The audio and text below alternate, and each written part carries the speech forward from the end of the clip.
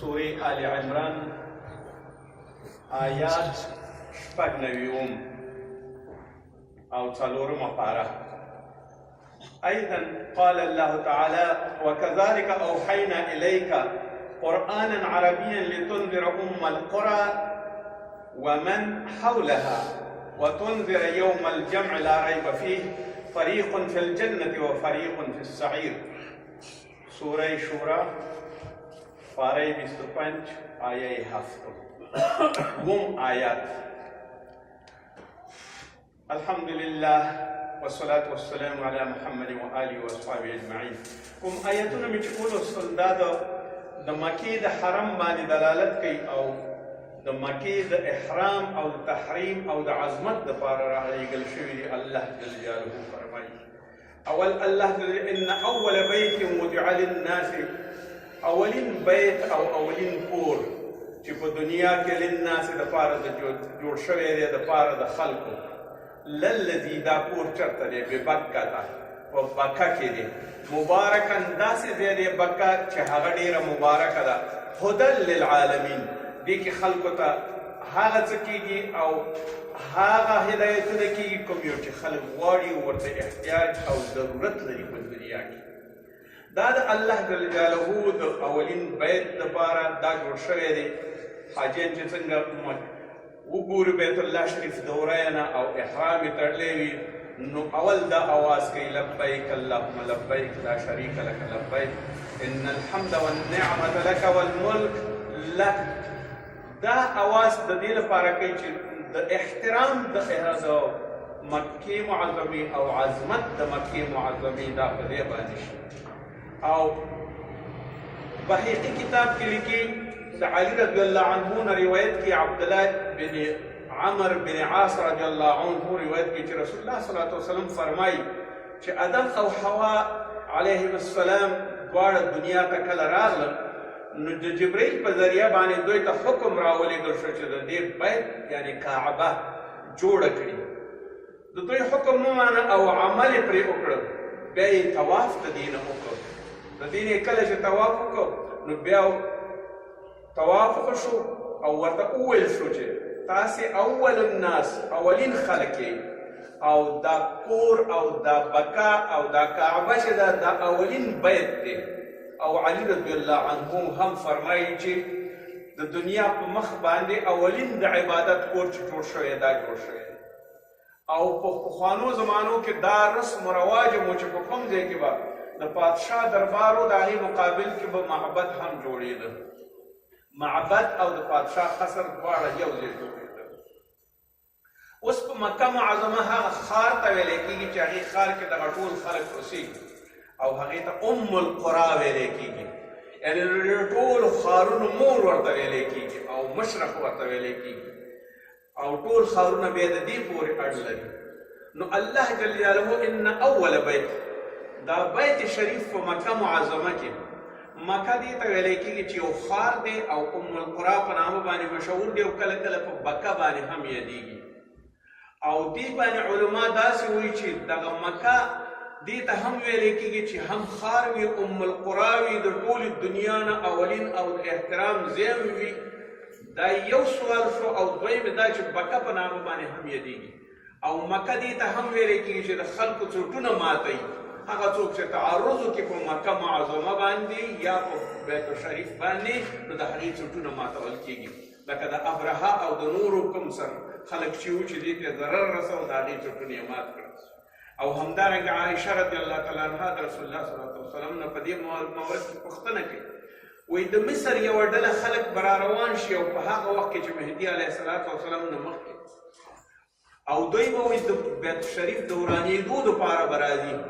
الله جل جلاله به د مدینې او د مکې ترمنځ دا خلک غرق او خسف پرې کړي او په ځمکه کې بیا ننباسي. نو دوی نشي کولی چې مکې معظمې ته راشي. هو د دې لپاره چې د کوم یو چې د ژبې پوهان دي او دا کوم یو چې په ژبه باندې پوهېږي فلالوجستان او دا خلک چې دي دوی وایي چې دغه مکه یا بکا دا کلداني لفظ دی. کلداني او رومیان مخکې دلته اوسېدل د تاریخ اولین خلک دي. د دې په معنا باندې د کلداني او د رومیانو په اصطلاح باندې دا بکه چې دا د کور په معنا باندې ده ځکه بابلیان او کلدانیان چې کله به قافلې به تلې نو د دې لارې نه به تېرېدل دلته به اوبه موبه به څښلې نو دې ته به بکه یا مکه ویل او د سبویه په نحوه کې هغوی وایي چې دا بک دا ښار ته ویلی کېږي هغوی مثال داسې راوړي چې اوس په سوریه کې یو ښار دی هغه د بعلبک په نامه به یادېږي د بعلبک په نامه باندې یادېږي او بعلبک یو رب النوع یو د دوی خدای په یو وخت کې تېر شوی دی دغه رب النوع د دې بعل او بکې هغه ښار ته ویلی کېږي کله چې بعلبک هغوی احترام کوي نو په دې ښار کې کوي دا ښار د دې بعل په نامه باندې یادېږي نو دا اسم مرکب دی بعل بیل دی بعل یعنی هغه کسان چې دې رب النوع او د دې پرستش کوي او بک دې ته ویلی کېږي چې ښار نو بعلبک شو سبویه په نحوه کې دا وایي چې دا اسم مرکب دی هغه هم دا وایي چې بعل هغه سړي ته ویل کېده چې رب النوع او بک هغه ښار ته ویلی کېږي چې دا پکې هلته اوسېده د کعبې معنا دا ده چې دا کعب ولې ورته وایي زموږ ستاسو دې پښو کې دا کعب شته کعبین اوچت یو خو دا چې اوچت دی دویم دا چې کعبه څلور ګوټیزه ده څلور ګوټونه یې دي یعنې که مستطیل شکل وي او که مربع شکل وي ضلع مقابل په مقابل باندې سره مساوي وي دې ته مستطیل شکل یا څلور واړه ضلع برابر وي یا دوه په دوه ضلع برابر وي دې ته څلور ګوټیز او یا څلور ضلعي ویلی کېږي په لحاظه د بیت شریف دا نقشه چې ده دا څلور ضلعي ده مستطیل الشکله ده نو ځکه ورته کعبه ویلی کېږي لغوي معنی یې دا ده چې دا څلور ګوټیزه او څلور ضلع لري نو دې ته کعبه ویلی کېږي بل دا چې یو تاریخي یو پخواني یو انسان چې هغه په تاریخ کې ډېر تکړه سړی و هغه ډیورس نومیږي چې د عیسی علیه السلام نه سل کاله مخکې تېر شوی دی نو هغې د کعبې ته داسې ویل چې دا یو مشهور معبد دی هغې دا د دې نوم یاد کړی دی خلکو ته داسې وایي په تاریخ کې چې دلته یو مشهور معبد دی او هغه مشهور معبد د کعبې په نامه باندې یادېږي او په مکه کې دی یعنې د دې شاهد د تاریخ نه ډېر پخوا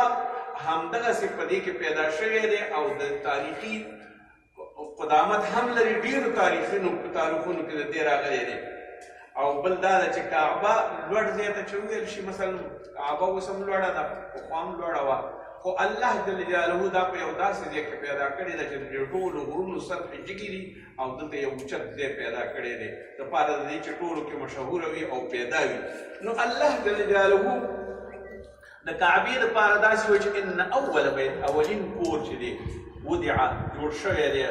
یا برابر شوی دی للذي هغه کور ببکه ته په بکه کې دی بکه او بک دواړه یو شی دی ببکه یا دا چې بی راغلی ده د میم په ځای باندې او میم د بې په ځای باندې راغلی خو دواړه نومونه یې مبارکا وهدى للعالمین دا هغه مبارک ځای دی چې دې کې خلکو ته رهنمایي کېږي مثال په طور باندې څومره خلک چې دي راځي د خدای د لارې هدایت ورته کېږي څومره شعایر چې دوی په دې کې هغه ټول هدایت ورته شوی دی په کتاب الله باندې عمل کول چې څومره دي نو په دې باندې هدایت دی او بیا دا کله چې دا خلک ځان سره هدایت هم د دې ځای نه ځان سره وړي ډېر شي نه پخوا به خلکو علما به دلته کېناستل درسونه به یې ورکول سبقونه به یې ویل په عرفات باندې به محاکمه کېدله د خلکو لارښودنه به کېدله حدود به تطبیقېدل قصاص به کېده پکې نور بدلې به اخیستل کېدلې جزاګانې به ورکول کېدلې څوک به تحسین کېده نو د دې نه خلک ډېر شي نه یادوي او رسول صلی الله علیه وسلم په حجة الوداع کې د انسان د حقوقو لپاره او د نړۍ د آبادېدو لپاره ټول حقوق په حجة الوداع په خطبه کې بیان کړي انشاءالله هغه به بیا ویو نو د دې لپاره دا هغه ځای دی چې دلته خلک هدایت حاصلوي ټول عالم دپاره هدایت دی دغه د دې د حرم شریف په خپله باندې مکه په ځینې احادیثو په تشریحاتو کې داسې لیکي چې دا څنګه منځته راغی دا حرم شریف څنګه منځته راغی څنګه تاسو کوم ځای ته حرم وایي یو خو دا چې څومره د حج شعایر پکې دي دا ټوله منطقه د حرم ده او دویم دا چې کله آدم علیه السلام راغی نو الله جل جلاله ورته حکم وکړو چې ته کعبه جوړه کړه او د دې کعبې د جوړېدو دپاره دا د اسمان نه د بیت المعمور هغه نقشه ده چې هلته ملایکې پرې زیارت کوي. نو دی ویل چې کاشکې موږ ته په ځمکه کې مې یو ځای وي او موږ پرې عبادت وکړو. نو الله جل جلاله د دې دپاره د بیت المعمور هغه نقشه لاندې راکوزه کړه او دا ځای جوړ کړو. کله چې جوړ کړو نو د آدم علیه السلام خوف و خطر دا و چې شیطان د دوی دشمن و. نو کېدلی شو شیطانان دې ته تکلیف رسولی وی. ملایکې ورته ودرېدلې څو رقمه یو غیر منظم شکل کثیر الاضلاع دا حرم شریف مسجد شریف کعبه بکا او دا ټول یو شی دی. دا مسجد حرام دا ټول هغه دی. نو دا ملایکې چې تر کوم ځایونو پورې ودرېدلې دا حرم شریف شو. ځکه د دې نه د شیطانانو نه منع کوله د دې چې دی مړ نه کړي یا ورته ضرر ونه رسوي. نو کومې ملایکې چې ولاړې وي د دې لپاره چې هغوی دوی وساتي نو هغه ځای د حرم شو. دویم علما داسې وایي چې کوم کله حجر اسود ابراهیم خلیل الله راواخیست او په خپلو لاسونو باندې کېښود نو د دې نه الله جل جلاله شعلې او وړانګې پورته کړلې. یعنې رڼایي چې څلور خواته راغله. کله چې څلور خواته رڼایي راغله د کوم ځای پورې چې د دې شعلې لاړې نو د دې شعلې تر هماغه ځای پورې حرم شریف شو. دا جعرانه او صرف د جدي طرف ته نه دي راغلي. دا اوس چې موږ تاسو کوم یو څلي ګورو او کوم برجونه ګورو په بیت شریف کې او کومې ستنې چې ولاړې دي دا هغه حرم شریف دی چې د پخوا نه همدغسې راپاتې شوی. ځکه دا په منظم شکل باندې نه دی. هر یو ګوډې برابر نه دی، هر ضلع برابر نه ده. دا کثیر الاضلاع باندې تقسیم شوی. د دې ضلع ډېرې زیاتې دي. په لحاظه دا هغه احترام راپاتې دی کوم چې د آدم علیه السلام او د حجر اسود د شغلونو پیدا شوی دا د هغې ځای نه پیدا شوی. نو الله جل جلاله په بل آیات شریف کې داسې وکذلک اوحینا الیک قرآنا لکه څنګه چې ما تا ته قرآن وحی وکړه الیک تا دپاره ای محمد صلی الله علیه وسلم قرآن عربیا په عربي ژبه باندې یو فصیحه ژبه باندې یو بهترین ژبه باندې د ګرامر په لحاظ د فصاحت په لحاظ د بلاغت په لحاظ د منطق په لحاظ د لساني اصولو په لحاظ باندې عربي یو بهترینه ژبه ده. نو ما تا ته په عربي ژبه باندې دا کار لتنذره د دې لپاره چې ته هغه خلک چې د دې خوا او شاته دي هغه خبر کې ام القرى په قرآن کې یعنې هغه پولس هغه ځای چې میټروپولس دی یعنې د ټولې دنیا مرکز دی دغه میټروپولس ام القرى په قرآن عظیم الشان کې ذکر شوې ده. یعنې دې ام القرى ته چې ټول خلک راځي ومن حولها او څوک چې د دې شاوخوا ته دي هغه به ټول راځي. وتنذر او خبر کا او وویروه هغه کسان یوم الجمع د هغې ورځې د یو ځای کېدو نه لا ریب فيه چې په هغې کې هېڅ شک نشته چې هغه د محشر ورځ ده د قیامت ورځ ده. هلته ټول خلک را یو ځای کېږي. فریق فی الجنه هلته به حساب کېږي. یوه فرقه به په جنت کې داخلېږي وفریق فی السعیر او بله فرقه به داخلېږي په دوزخ کې. یعنې هلته به حساب و کتاب کېږي. الله جل جلاله دا کولی شو چې ټول خلک جنت ته بوځي خو کله چې بیا دغه انسانان دغه خلک چې دلته دي او دې ژوند کوي نو د دوی د دې لپاره چې یو قانون وپېژني یو ثواب وپېژني عذاب وپېژني ښه اخلاق وپېژني رضایل وپېژني نو الله جل جلاله د دوی لپاره دوه فرقې جوړې کړي. هغه خلک چې عذاب ته جوړ دي او هغه خلک چې جنت ته جوړ دي. د دې خلکو لپاره نو رسول صلی الله علیه وسلم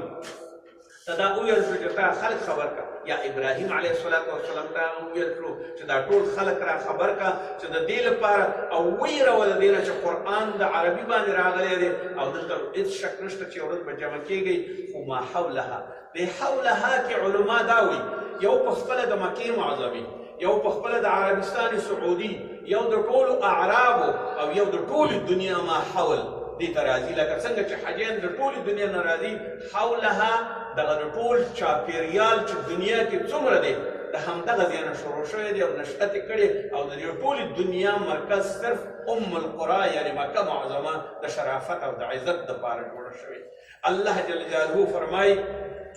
ان الذين كفروا ويصدون عن سبيل الله هغه کسان چې کافران شي او د الله د لارې نه لرې شي والمسجد الحرام الذي جعلناه للناس ما مسجد حرام دې ته مسجد حرام هم ویلی کېږي ځکه هر څه پکې حرام دي او هغه څه چې د دې د شان سره لازم نه دي هغه پکې نه کېږي، نو مسجد حرام دی. الذي داسې مسجد جعلناه للناس چې ومې ګرځوله د ټولو خلکو دپاره سواء العاکف وفيه الباد، څوک سواره راځي او څوک په پیاده راځي او څوک په خپلو وسیلو باندې راځي، نو دې دی ته ومن یرد فيه البلحاد، هغه څوک چې په دې کور کې د الحاد کم ټکي وکړي. ځینې علما او صحابه دا وایي چې څوک شرک وکړي او ظلم وکړي، او ځینې علما دا وایي نه چې وړوکي او غلط ټول حرکات وکړي هغې ټولو ته الحاد ویلی کېږي. فلهذا د دې سوال و جواب به د مکې معظمې د عظمت دپاره ښه نه وي. په احادیثو کې د دې لپاره خپل یو فصل و باب دی چې مکه معظمه د دې فضیلت څومره دی. عن ابن عباس رضی الله عنهما فرمایي قال رسول الله صلی الله علیه وسلم یوم فتح مکه، کله چې فتح د مکه وشوه، مکه فتح شوه، رسول الله صلی الله علیه وسلم راننوت خپله دې مکې ښار ته هجرة ولکن جهاد ونیة. وی فرمایل رسول الله صلی الله علیه وسلم چې نور جهاد د مکې او د مدینې ترمنځ نشته، ولیکن جهاد او نیت د جهاد دا باقي پاتې. استنفرتم فانفروا، که چېرته تاسو وغواړئ چې ورته روان شئ نو روان شئ.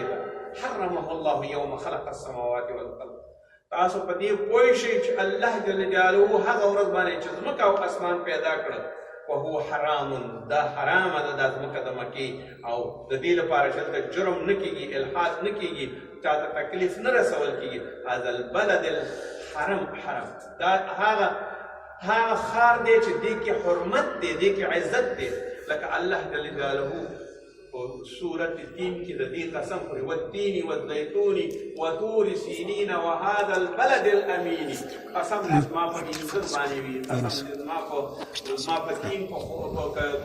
خرما د زیتون باندې وي، دې باندې دې زما قسم وي چې والتين والزيتون وهذا البلد الأمين، او په هغه ځای باندې دې زما قسم وي چې هغه بلد الامین دی، یعنی مکه معظمه بلد الامین یا ښار د امن و امان دی.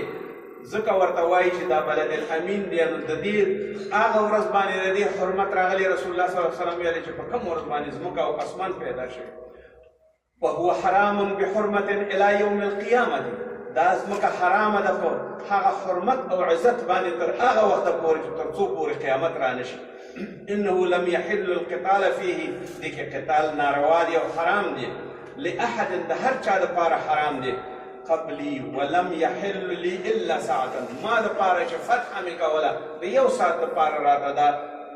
آزاد شوی او زه پکې رانه. وهو حرام بحرمة الله، نور دا حرام بیرته حرام شو په حرمت د الله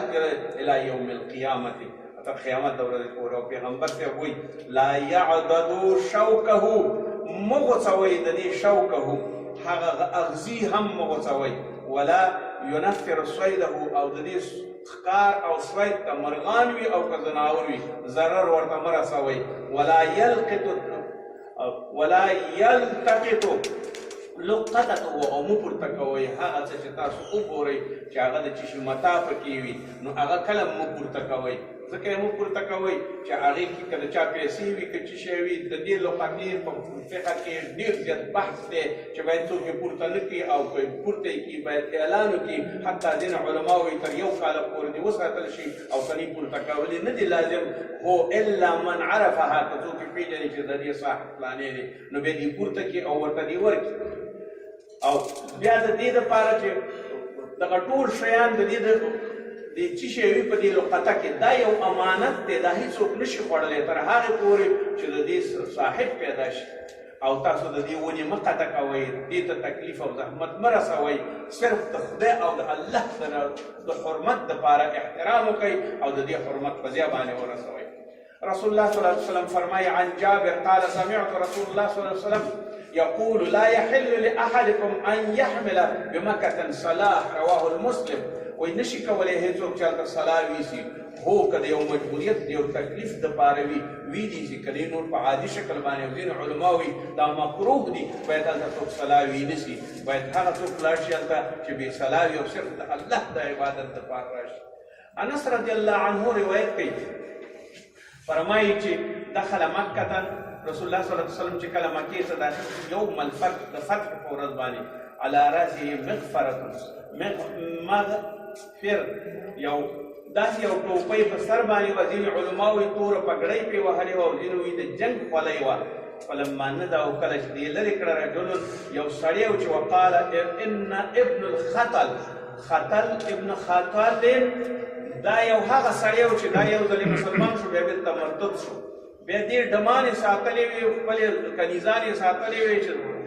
د مسلمانانو بدي به بیانول او په هر میدان کې به بیا د دې بدي د ډمې به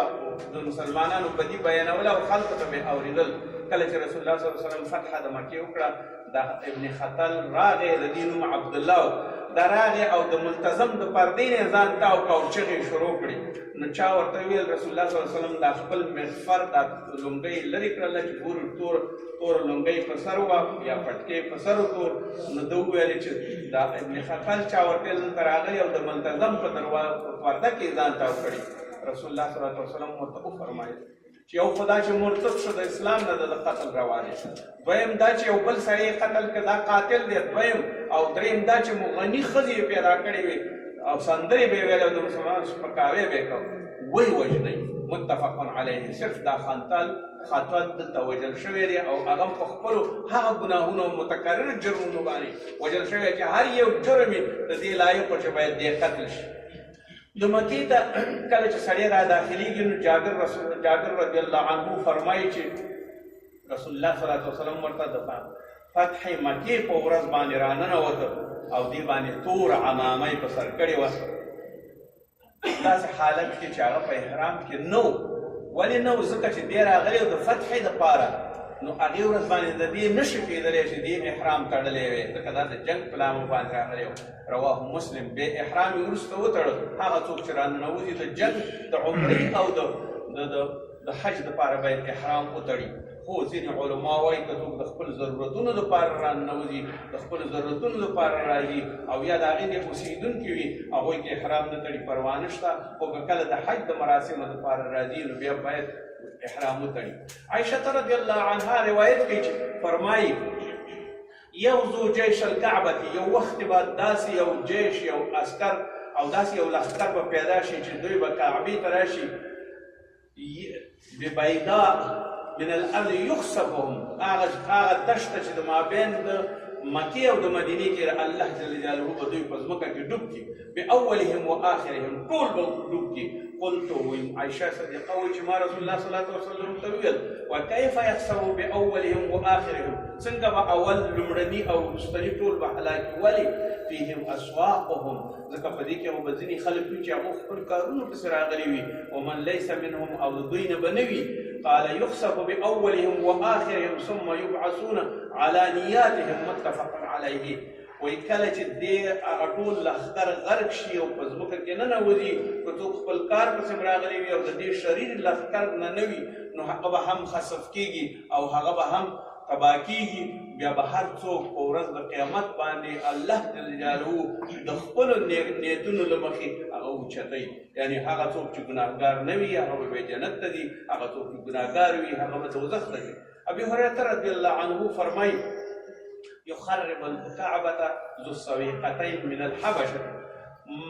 اخر د قیامت وخت شین علامه یوه دا ده چې پیغمبر صاحب فرمایي یو حبش چې د هغې دواړه پنډۍ به نری وي، پنجې به یې تنګې وي او دی به راځي او د خپله مکه معظمه به یو خښته، یو کاڼې، یو هر شی به ترې وباسي او دیوالونه به یې ورانوي او دا به ورانوي. نو وایي تر څو پورې چې په جهان کې کعبه ودانه وي دا جهان به ودان وي،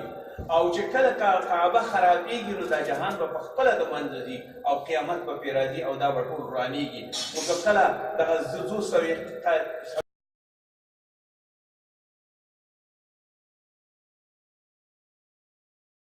مکه معظمه جدا کوي او ورانوي وي. رواه البخاري. بخاري دا کړ او رسول صلی الله علیه وسلم فرمایي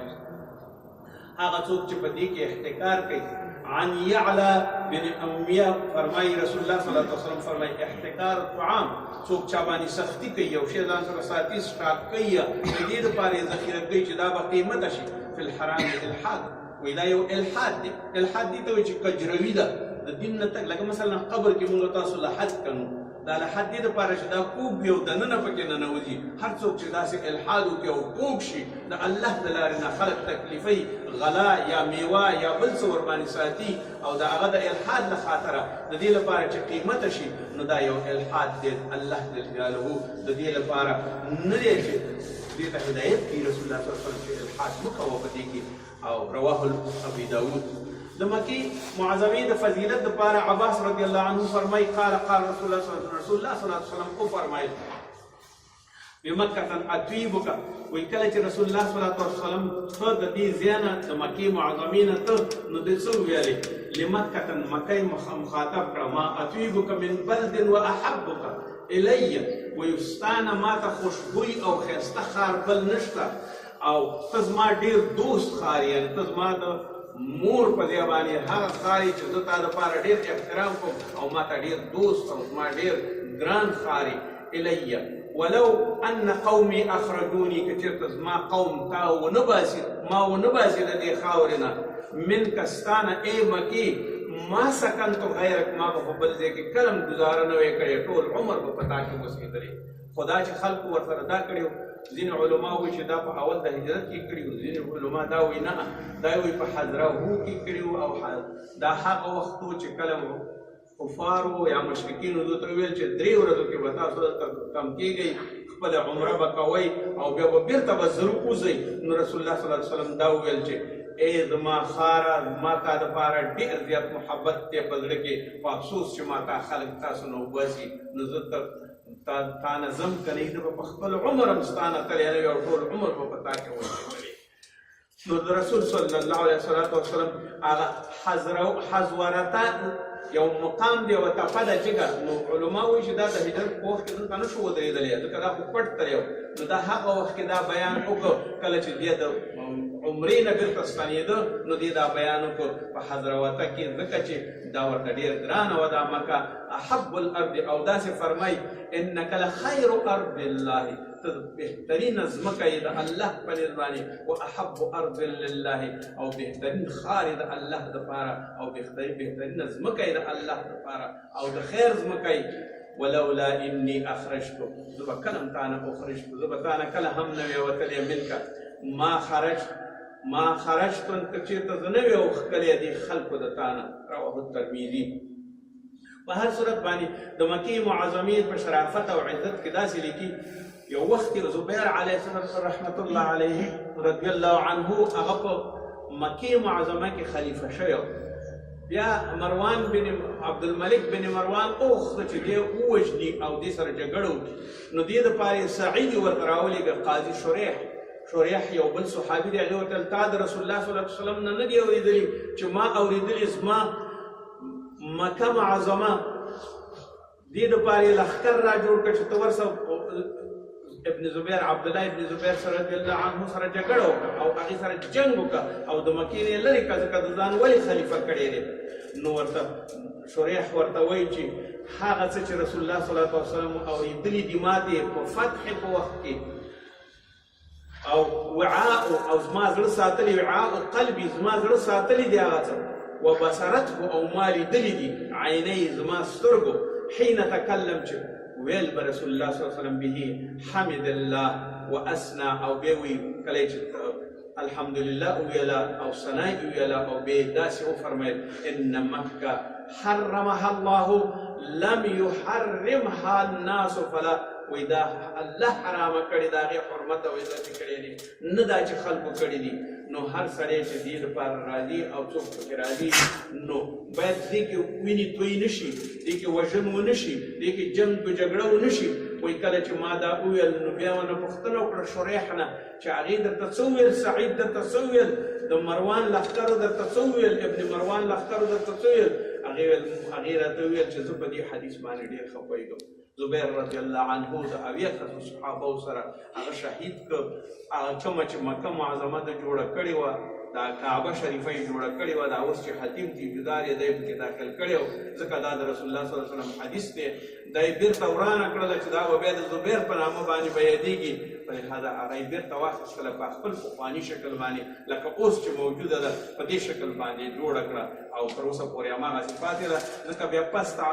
مالک رحمت الله علیه نه خلکو پوښتنه وکړه چې دا مونږ لوی کړو جوړه یې کړو. هغه ورته ویل نه، بیا به دا د لوبو شی شي، هر پادشاه به راځي او دا به جوړی او رانۍ به یې، په لهذا د دې حرمت به تر اخیره پورې بیا پوره پاتې کوئ او همداسې بیا پرېږدئ. نو اوس دا هغه لوی حرمت لري مکه معظمه او د ښارونو مور ده او د دې په ورانېدو جهان ورانېږي او د دې په ودانۍ په جهان ودان دی او ټول خلکو ته الله جل جلاله په قرآن روښان کې حدیثو کې د دې حرمت لازم شوی دی او باید موږ حرمت وساتو. الله تعالی دې زموږ ستاسو نصیب وکړي. ربنا اتنا فی الدنیا حسنه وفي الاخرة حسنه وقنا عذاب النار. وصلی الله علیه وسلم.